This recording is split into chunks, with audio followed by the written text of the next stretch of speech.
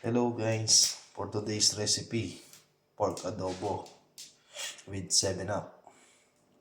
Ating mga ingredients, pork, carrots, patatas, onion, garlic, bay leaves, soy sauce, 7-Up, garlic powder, and pepper powder.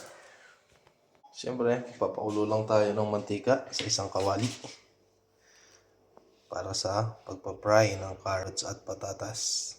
So ayan guys, pa-fry muna natin ang ating carrots at patatas. Nakakatulong po itong pagpiprito ng carrots at patatas bago ilagay sa ating adobo para sa matagal na pagkasira ng ating pagkain. At ayan, pagka ganyan na ang itsura ng patatas, atin mo nang hahanguin at isi-set aside. At sa pinagpirituhan ng patatas, doon na din natin gigisa ang ating bawang at sibuyas. Hintayin lang natin mag light brown at malanta ang ating sibuyas at bawang, at nang sa ganun ay lumabas ang kanilang aroma.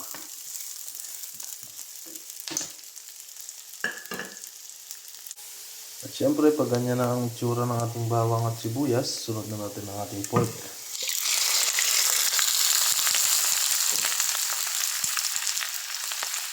Mix lang natin siya hanggang matulo ang kanyang patatas.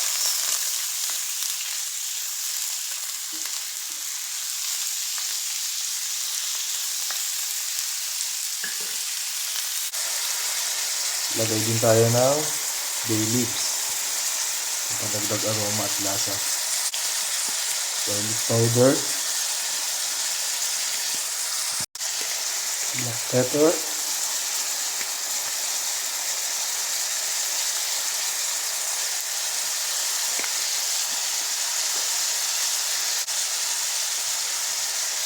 soy sauce,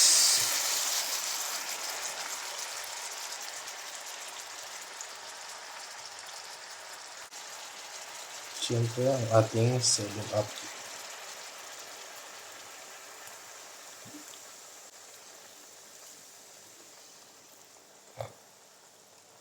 At pakukuluan lang natin yan in a few minutes. After 15 minutes, ito na ang ating pork adobo. Lalagay na natin yung carrots at patatas. Lagyan na natin ang carrots at patatas.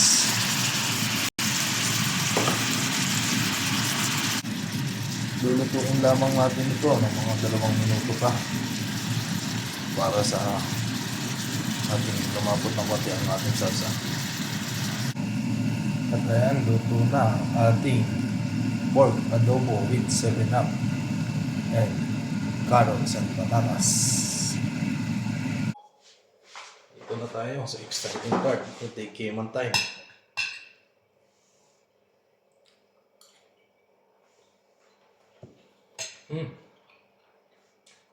Goods na goods, ang sarap.